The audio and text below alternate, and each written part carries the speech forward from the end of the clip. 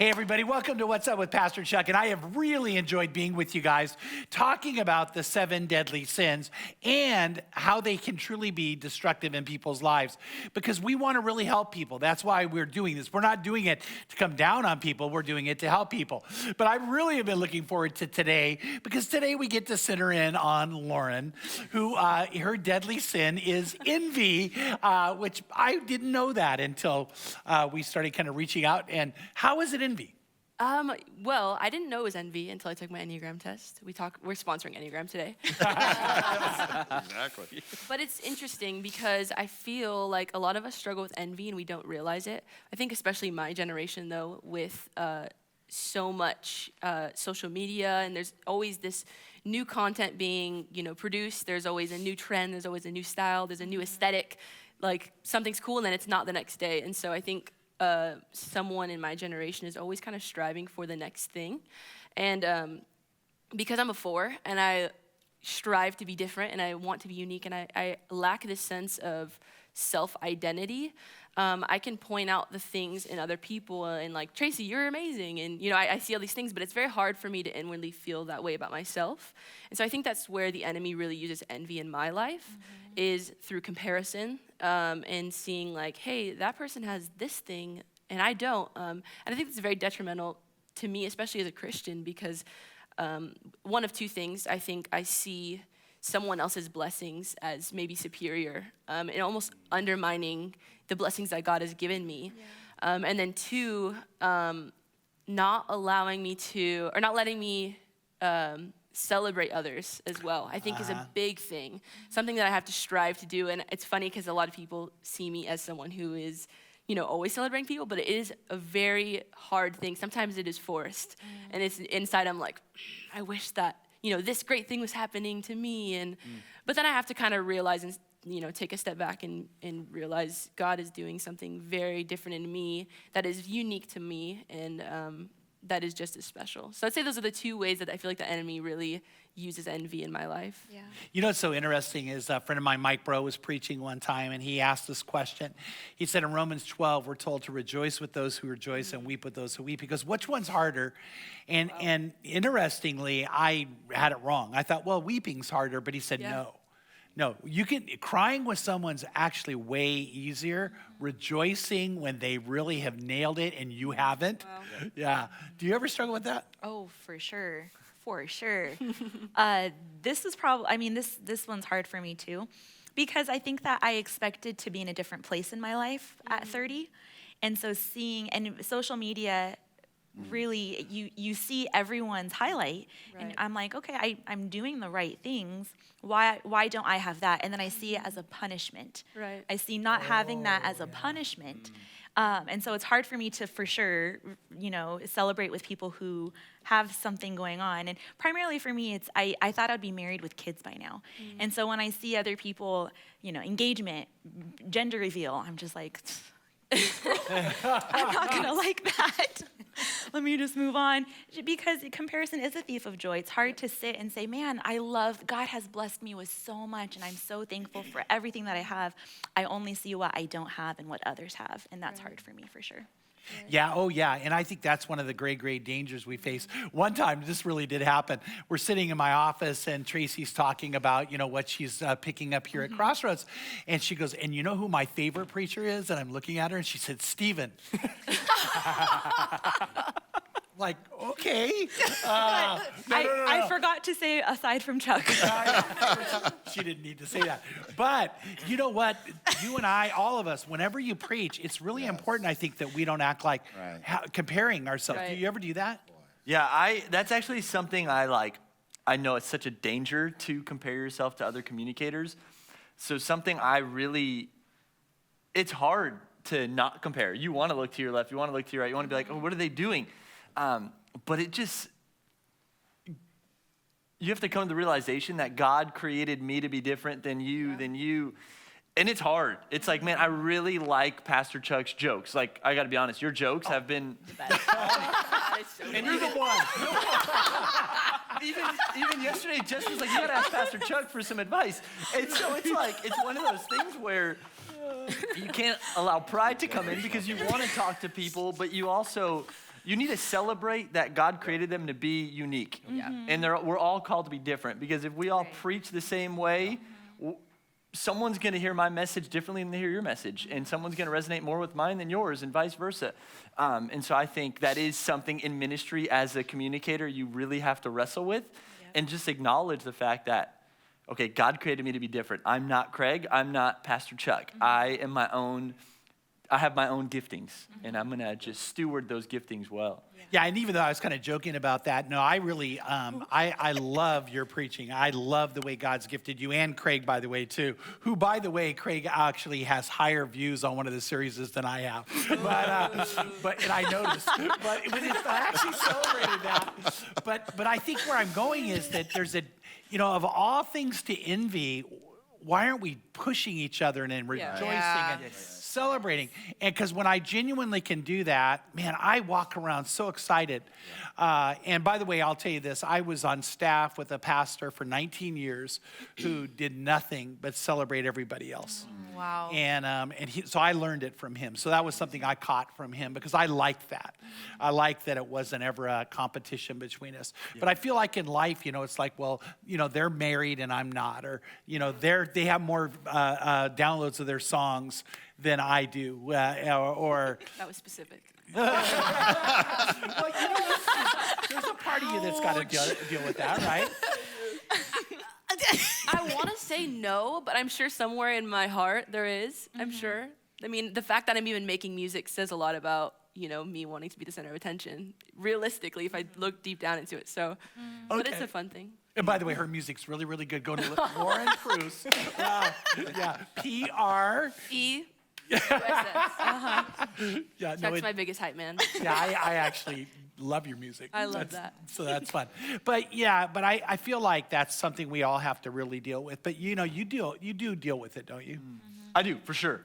And I think it's just, like we're all talking about, it's hard at times to celebrate other people. That's like, I don't want to do that all the time, but it's when I celebrate that person, I'm like, man, I don't know what they're going through, and I just encourage them. Like yesterday, I was talking to somebody the other day, and yesterday I was talking to somebody, that made no sense. Yesterday I was talking to somebody, and I just encouraged them. I'm like, man, your message was so good. And they were like, really? You thought so? And we started talking, and they were like, you have no idea what led up to that message. Wow. And I was like, man, all I said was that was a really good message, and it encouraged this person so much. And it encouraged me, because I'm like, man, I got to be encouraging. Right. And so I think it's one of those things where it's not in our nature. We want to be, for me, I'm a 3, and so I want to be the best. Yeah. But at the same time, it's like, I want to celebrate people just as much as I'm getting celebrated. Because if I can't celebrate people, then I can't take all the praise and then never take anything that comes from, the heat. Right. I need to be able to take the heat, but also the praise, and be able to praise other people. Yeah, there's actually a ministry that we work with closely in Thailand. And when I very first got to Thailand 7 years ago, wow, so long. Yeah. I know, it's crazy. But they're in an absolutely unbelievable ministry. And I walked in there, I'm like, we're never going to be able to do what they do, ever. We never, ever are. When I got there 7 years ago, they had already surpassed like 200 women that they've helped get out of sex trafficking. I'm like, what the heck? Like, and it caused, and again, that envy caused me to think, why am I here? Why am I even doing this, right? So then, I had been there for about a year. Then I met up with the director and his wife of this program. And they said, hey, we've seen your program run for the past year, and you guys have been doing really, really great. We actually have a lot of women who want to go to beauty school. Can we send them to you? Wow. I was like, so every year they have sent us women to participate in our beauty program. And so many of those women have gone on to start their own hair salons, have gone to take care of their families in the most dignified way.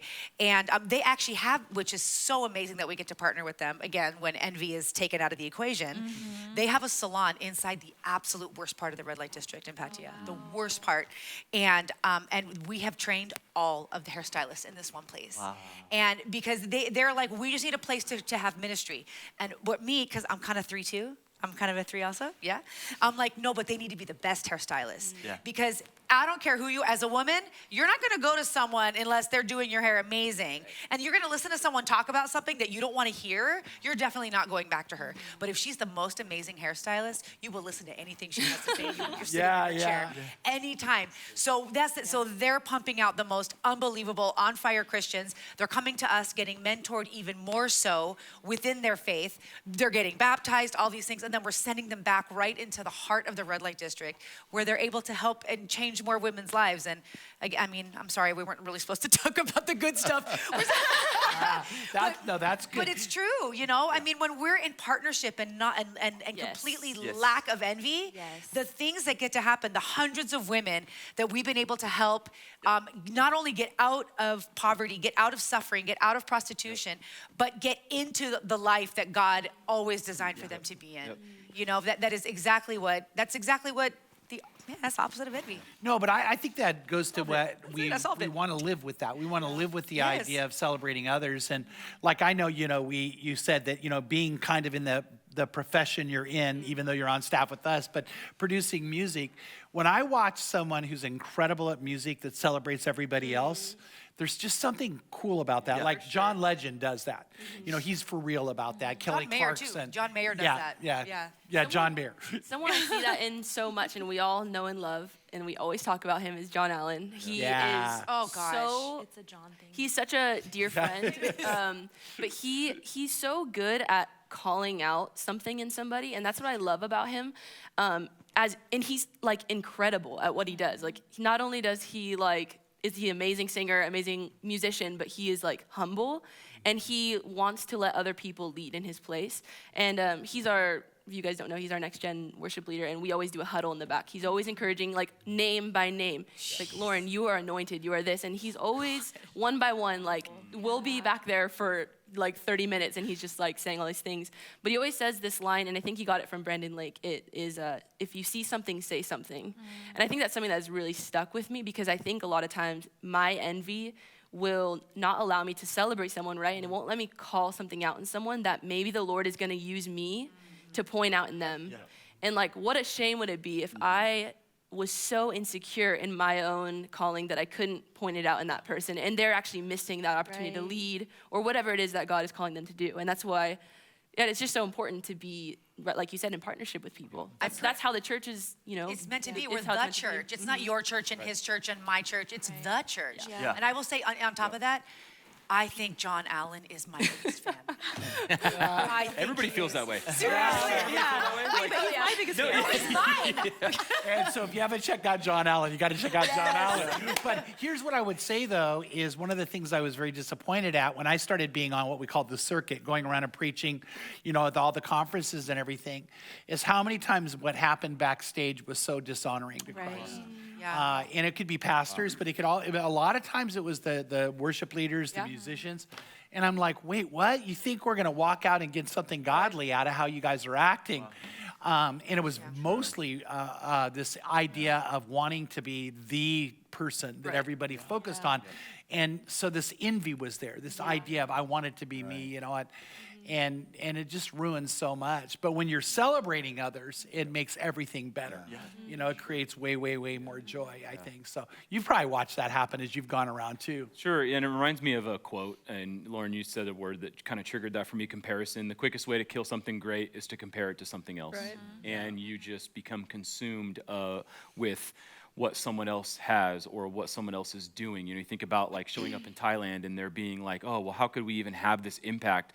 And the moment that you started experiencing that joy and that contentment was, my eyes are on the Lord. Like I think about John, for example, and I think about like the question that you have to ask when it comes to envy is, who's getting the glory in Right. this? And as Christians, like that has to be a question that we're asking at every single turn. Yep. Yeah. Who's getting the glory for this? And if it's going to be us, then we're always going to be comparing, because it's always going to be, well, I got to get a leg up here, or I got to do better here. And it's okay to want to do better in those ways, but who's getting that glory? Because that's truly going to put you on a path of, am I content? Because if God's getting the glory, then I don't need to keep up with anybody else, because God has me here in this calling, in this job, in this season for this reason, For sure. and I'm going to go do what God's called me to do. He's getting the glory. But if it's about me, and about what I want, and everything that goes along with that, then you're all of a sudden going to be looking around, and your eyes are no longer focused on the goal. Your eyes are focused on everything and everybody all around you. So. Oh, sorry. No, go ahead. I saw that in myself this past year. I feel like the Lord has allowed me to like wrestle with this. But I went from interning under Tim, right, in worship arts, and now the Lord calling me this year to technical arts. And it's just such a switch. Yeah. And so having to deal with this, you know, I'm not a behind the scenes person at all. I know nothing about cameras, but I'm like being thrown into this world that is so different. I'm not, you know, in the room anymore, getting to worship with the people as much, and I'm not allowed to. Not allowed. I'm allowed to. They let me. Not as much being able to lead worship, but the Lord has been so patient with me because I'm like, it's okay that I'm not the person, you know, and realizing that this idea of calling is not this overarching, this is what you're going to be doing your entire life. It's like, no, this is what God has called me to do now, and these are the people that you need to shepherd now, and it might not be seen, and that's okay. And so kind of realizing like, everyone has their role to play, and it doesn't have to be the guy, you know? Yeah. And I think that's something that the Lord has really allowed me to wrestle with this year that has been almost emotional, but really special, finding worship and not just musical worship as, you know, in the quiet place or in the nest, you know, directing and people not knowing that you're actually doing it, you know? Right. So it's really humbling, really humbling. It's beautiful. Yeah, and I really think there's something powerful about the idea of doing the virtue side, which is gratitude. So envy is the sin side, gratitude, you know, and having this a feeling of gratitude for what I have, but gratitude for what you have. Yeah. You know, being able to cheer as loud as I can for you guys and think somebody else won, someone else, you know, had that moment, you know, someone else caught the touchdown pass, not me, but with the team won. Yeah. You know, just having that, is, you know, can really be a game changer for so many people. But no matter what, I want to say this. I cannot wait to finish the 7 Deadly Sins series with this very, very topic, because the Bible warns in James 4 about bitter envy. And it says it's earthly, it's sensual, and it's demonic. So if you haven't thought about that, the demons actually have a part in wanting to create in each one of us this envious attitude. So I want to have you really think about that, want to talk about it, want to talk about how you can be free from it. And so don't miss this weekend when we talk about the deadly sin of being Lauren. No, I mean, of envy.